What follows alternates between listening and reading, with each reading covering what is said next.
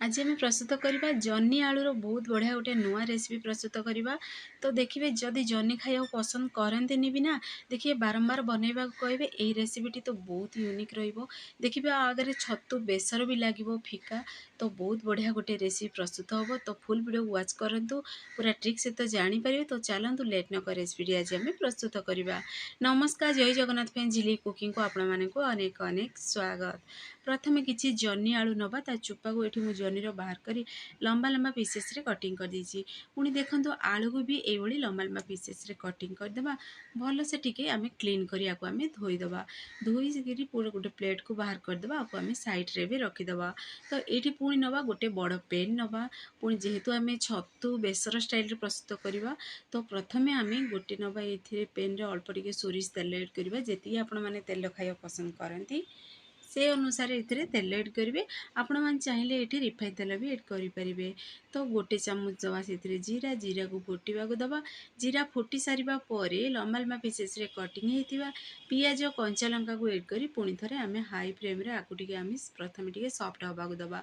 तो भल से आकु टिके मिक्स करदे। यही प्रोसेस रे जदि बनइबे ना, देखिए ए पिला माने भी मागी मागी खाइबे, एते स्वादिष्ट लगे। आपण मैंने रुटी सहित भी खाई पारिबे, भात सहित भी खाई पारिबे। तो देखो हल्का टिके सॉफ्ट हो सारा पर पियाज ये आम से ऐड करदे जन्नी आलू को। जन्नी आलू को ऐड करी पुणी थे टिके आको आम भल से मिक्स करवा। पुणी हाई फ्लेम रे ही मिक्स करवा। जेहेतु जन्नी ये पानी छाड़, तो से आम हाई फ्लेम रे ही पुणी थे भल से मिक्स करवा। तो देखो यही प्रोसेस रे टिके आको मिक्स करदे। तो यही जन्नी आलू भजा रेसिपीटी जदि आपण मैंने थे बनाऊँ देखिए छतु बेसर खाइला भाया लगे और बहुत बढ़िया पूरा टेस्टी लगे।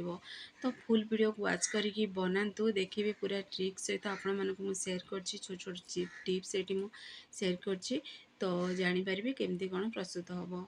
तो पुणी थे आम से ऐड करदे स्वाद अनुसार लुण। जेहेतु देखिए ये जन्नी पूरा सॉफ्ट बनी जाए, लुण देखिक ही ऐड करेंगे। पुणी थे भल से आकु टिके मिक्स करदे। लुण को ऐड कर सारा पर आम आपको भल से आकु मिक्स करदे।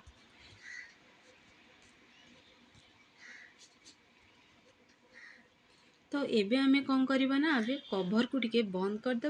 कभर को बंद करी टिके मीडियम आंचरे रखिकी आपको आम टिके सिझा को दबा।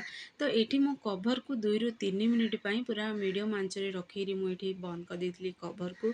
जेहेतु देखिए अधिक समय यदि आम कभर को बंद करदे ताहले देखिए सी अधिक पानी छाड़द, पूरा जन्नी गुड़ा पूरा बिलीज और खाया पूरा टेस्टी लगेनि। तो पुणी थे आम 2 ରୁ 3 मिनिट पर आम बाहर करवा कभर को। पुणी थे टिके भल से मिक्स करवा। तो देखिए जानीपे जन्नीर आलूर क्वांटिटी कमीगला। जेहेतु ये जन्नी पूरा सॉफ्ट हो जाए से देखिए पूरा ये माने क्वांटिटी यार कमिज। पुणी थे आम से देखो बेसर बटा ऐड कर। बेसर बटा तो आपने जानते कौन बनूँ, जीरा सोरिष पुणी से सुखिला लंका। तो ये 10 ରୁ 12 कुला रसुण मुझे ऐड करी। तो से बेसर बटा को से ऐड करदे। पुणी थे घर बेसिक मसला हलदी गुंड लंका गुंड ऐड करवा। पुणी से गरम मसला ऐड करदे। पुणी अल्प टिके मुझे मैगी मसला ऐड कर। देखिए मैगी मसलार फ्लेवर ये बहुत बढ़िया लगे। तो आपण मैंने चाहिए ऐड करेंगे ना स्किप भी करें। तो पुणी थे आम भल से आकु टिके आम मिक्स करदे। मिक्स कर सारा पर पुणी थे आम देखो यही प्रोसेस रे भल से टिके मिक्स करदे। केते गुड़ाक पूरा पानी देखो जन्नी छाड़ी सारा। तो देखिए ये पानी को सुखेवाई आम पूरा मीडियम फ्लेम रे ही जन्नी आलू को भाजवा। तो देखिए पूरा क्रिस्पी रहा और टेस्टी भी लगे। तो ये पुणी थे भल से आपको मिक्स कर सारा पर आपको आम कभर को पुणी थे टिके बंद करदे। कभर को बंद करी पूरा 5 मिनिट पर्यंत टिके बनवाक दबा। 5 मिनिट पर आपण मानक कभर बाहर कर देखुची, देखो पानी सबूतक पूरा सुखी जाइए। केते बढ़िया पूरा आमर जन्नी आलू रेसिपीटी बनिकी पूरा रेडी हो सारी। तो जदि आपण मैंने खटा खाया पसंद करती ताहले आपण मैंने ये देखिए आंबुल भी पके बहुत बढ़िया टेस्टी भी लगे। तो ये देखो आलू भी देखो सीझी गलानी। आपण मानक मु खंड करी भी देखई दूची। तो एबे आम ये गोटे ये मु देसी टमाटो ऐड करची खटालिया टिके स्वाद पाई बोली। तो टमाटो को टिके पतला पतला पीसेस रे कटिंग करी ऐड करवा। जेहेतु ये आलू जन्नी पूरा सीझी जाइए, तो लास्ट रे आम केवल टमाटो को ऐड करी भल से आपको मिक्स करदे। ये टमाटो आंबुलर फ्लेवर बहुत बढ़िया लगे। तो आपण मैंने चाहिए ये आंबुल भी ऐड करें ना स्किप भी करें। जेहेतु सोरिष बटारे बनूची ना बहुत बढ़िया पूरा टेस्टी लगे। मैंने आपण मैंने रायतार भी फ्लेवर पाइबे, बेसर भी फ्लेवर पाइबे। ତ ଛତୁ ବେସରରେ ହିଁ ସ୍ୱାଦ ଆସିବ। ଘରେ ଆକୁ ନିଶ୍ଚୟ ଟ୍ରାଏ କରନ୍ତୁ। ଦେଖିବେ ପିଲାଠୁ ବଡ଼ ସମସ୍ତେ ପସନ୍ଦ କରିବେ। ତ ଫ୍ରେଣ୍ଡସ୍, ଆପଣମାନେ ଯଦି ଏ ଭିଡ଼ିଓଟି ମୋର ପସନ୍ଦ ଆସିବ, ସାଙ୍ଗମାନଙ୍କୁ ସେୟାର କରନ୍ତୁ, ଲାଇକ୍ କରନ୍ତୁ। ଚ୍ୟାନେଲରେ ଯଦି ନୂଆ ଅଛନ୍ତି, ଚ୍ୟାନେଲକୁ ମୋର ସବସ୍କ୍ରାଇବ୍ କରିଦିଅନ୍ତୁ, ବେଲ୍ ଆଇକନ୍କୁ କ୍ଲିକ୍ କରିଦିଅନ୍ତୁ, ଯାହାଫଳରେ ମୋର ସବୁ ଭିଡ଼ିଓ ନୋଟିଫିକେସନ୍ ପ୍ରଥମେ ଆପଣମାନଙ୍କୁ ପହଞ୍ଚିବ। ତ ଦେଖନ୍ତୁ, ଆଳୁ ବି ଖଣ୍ଡ କରି ଦେଖେଇଥିଲି, ପୁରାପୁରି ସିଝି ବି ଯାଇଛି। ତ ଫାଇନାଲି ଜହ୍ନି, ଆଳୁ, ଟମାଟର ବହୁତ ବଢ଼ିଆ ଗୋଟେ ରେସିପି ବନିକି ରେଡ଼ି ହେଇସାରିଛି।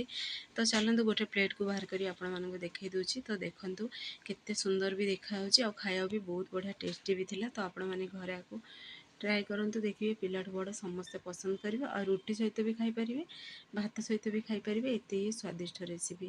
ତ ଥରେ ଯଦି ବନାଉଛନ୍ତି ନା, ଏ ବାରମ୍ବାର ବନେଇବେ, ଏତେ ହି ଟେଷ୍ଟି ବି ଲାଗିବ। ଯଦି ଫେସବୁକ୍ ପେଜ୍ ଦେଖୁଛନ୍ତି, ତାହେଲେ ଫେସବୁକ୍ ପେଜ୍ ମୋର ଫଲୋ କରନ୍ତୁ। ତ ଦେଖନ୍ତୁ, ଦେଖୁ ଦେଖୁ ହିଁ ଖାଇବାକୁ ଇଚ୍ଛା ହେବ। ତ ନିଶ୍ଚୟ ଘରେ ଟ୍ରାଏ କରିବେ। କେମିତି କ'ଣ ଲାଗିଲା କମେଣ୍ଟ ବକ୍ସରେ ମୋତେ କମେଣ୍ଟ କରନ୍ତୁ।